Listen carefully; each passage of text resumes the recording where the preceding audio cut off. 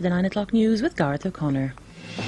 Boost for the Rainbow in latest opinion poll as Fine Gael support rises. But Bertie Ahern is still the voters' #1 choice for Taoiseach. And the Pope is back home in his native Poland for an 11-day visit.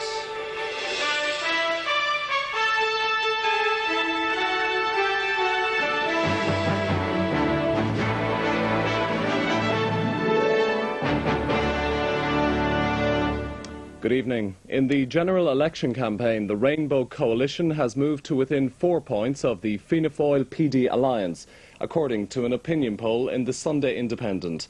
The IMS survey shows a drop in the number of undecided voters, with Fine Gael picking up most of them. The latest figures contrast with the findings in an MRBI survey in today's Irish Times, which showed the Rainbow trailing by 10 points.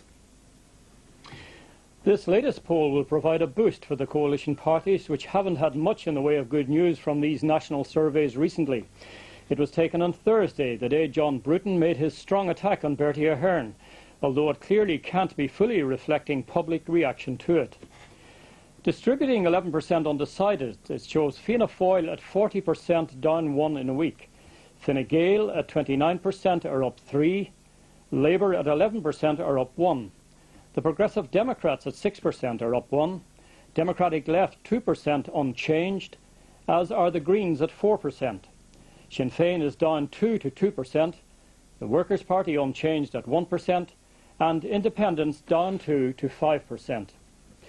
This latest poll shows the first real movement from the ranks of the undecideds, with Fine Gael the main beneficiary. But on tonight's figures, a hung Dáil would be the likely outcome, although even in that context, a Fianna Fáil PD alliance was ahead. Asked to choose a government involving independents, 35% opted for the alternative coalition, as against 32% for the Rainbow. A Fianna Fáil Labour coalition got just 12% backing. In line with those findings, Bertie Ahern, with 47% support, remained the voters' voice for Taoiseach. He was 6 points ahead of John Bruton at 41%. In other IMS findings, half of those surveyed said the case of the hepatitis C victim, the late Mrs. Bridget McCole, should not be an election issue.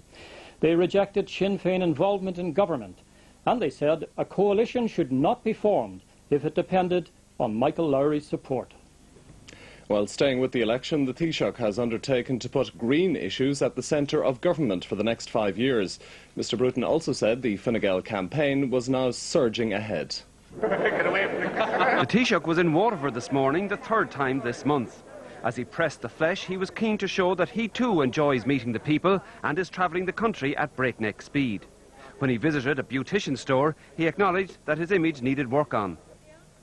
My appearance by coming in here. On his Waterford walkabout, he drove home the benefits of his policies on interest rates, pensions, employment and healthcare. Visiting the fishing village of Dunmore East, Mr. Bruton talked about the environment and his Green Tax Commission to be set up in July. Take the environmentally friendly decision rather than the environmentally unfriendly decision. And that needs comprehensive thinking.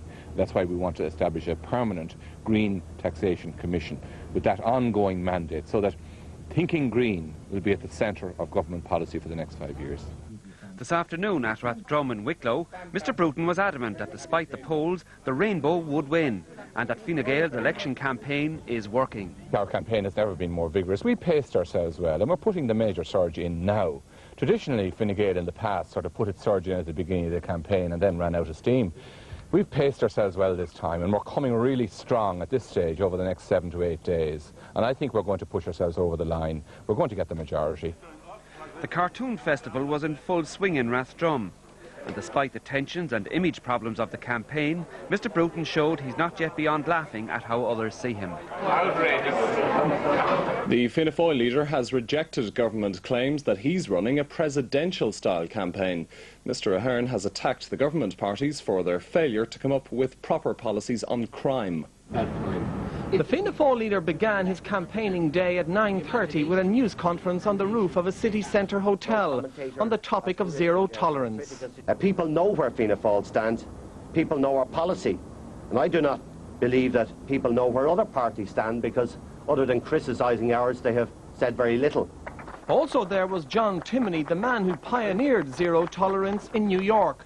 Outside the hotel, a Garda was putting into practice zero tolerance on some party workers' cars.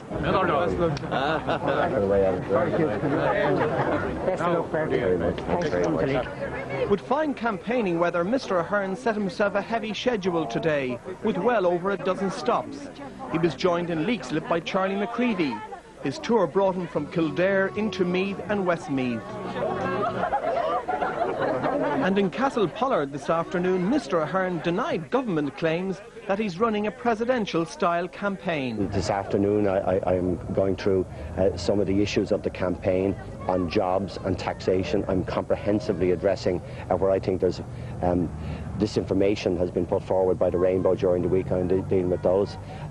It is not my problem if other people want me to sit in the office and I refuse to sit in the office. Happy birthday to Despite his breakneck speed, Mr Ahern did have time this afternoon to wish his deputy leader happy birthday. Mrs O'Rourke is 60 today. Happy birthday to you all together. The Labour leader Dick Spring said the outcome of next Friday's election is in the hands of the undecideds. Mr Spring was on the campaign trail in his native Tralee this afternoon. As campaigning days run out, Dick Spring says it's the don't knows who hold the key to power.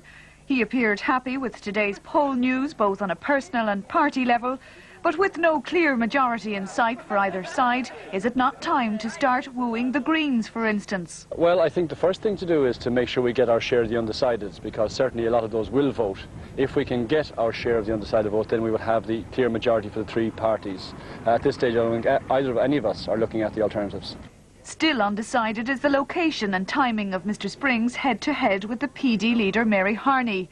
He would like it in Cork on Tuesday after the Northern Talks, which he's attending. I want to prepare for that talks, and I'm quite happy to debate with Mary Harney in Cork on Tuesday night. We've named the centre the Firkin Crane Centre, a good theatre, bring in the public and have that debate on Tuesday night. Mr Spring was looking after Tralee today, turning the sod for an extension to the local RTC and launching a local restaurant guide. This young man, meanwhile, was studying form. For now, he says, he's undecided. The Progressive Democrat leader Mary Harney has denied there was any wrongdoing in a letter by party finance spokesman Michael McDowell seeking donations from businesses.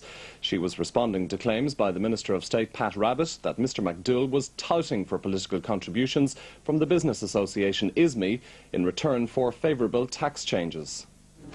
Pat Rabbitte accused the PDs of unbelievable hypocrisy over a letter to ISME. He said there were barely disguised promises of favourable tax concessions in return for funds should the PDs return to government. He accused the party of seeking to delay legislation on election funding so they could, as he put it, hoover up as many big donations as possible before the Electoral Act comes into effect. But campaigning in her Dublin South West constituency in Tallaght today, Mary Harney was adamant there was nothing wrong in the letter. No question of selling access to this letter. Michael McDowell was pointing out what the Progressive Democrats' policies are. They're well publicised. He was seeking a modest contribution from those that support us to fund his election campaign. We don't want the taxpayers to be funding our campaigns. We want those that support us to pay our expenses, nobody else. Earlier in the Dublin commuter belt at Lucan, Ms Harney was upbeat about the latest opinion polls, saying the PDs were on course to form a government with Fianna Fáil. She wasn't unduly concerned that her own normally high popularity rating had dipped in this morning's MRBI poll. It may well be the fact that I raised difficult issues in this campaign and some people who disagree with me may be dissatisfied with me. But what's important is that support for the party is up in the Dublin area. We're up from 9 percentage points to 12 points and we're ahead of the Labour Party. And the Progressive Democrats are now in pole position to form the next government with Fianna Fáil. We will win 15 seats of this election. That's what's important. Now, the rest of